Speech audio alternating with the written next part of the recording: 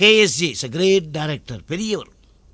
அவருடைய இன்ஸ்பிரேஷன், நாங்கள் கம்போசிங் போன உடனே அவர் கொடுக்குற இன்ஸ்பிரேஷன்லேயே தன்னால் டியூன் வரும், பாட்டு வரும்.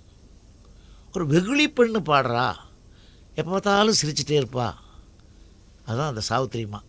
இப்போ கூட நம்ம கண்ணு முன்னால் அவங்க இன்றைக்கி சிரிக்கிற மாதிரியே எனக்கு ஒரு ஃபீலிங்.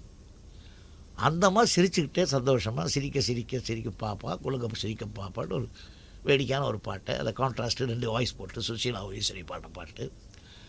அதெல்லாம் அந்த காலத்தில் ரெக்கார்ட் பண்ணும்போது கூட இருந்து அவங்க ரசிக்கிறாங்க இல்லையா, அந்த ரசிக்கிறதுலையே நம்ம எல்லாத்தையும் மறந்துடுவோம்.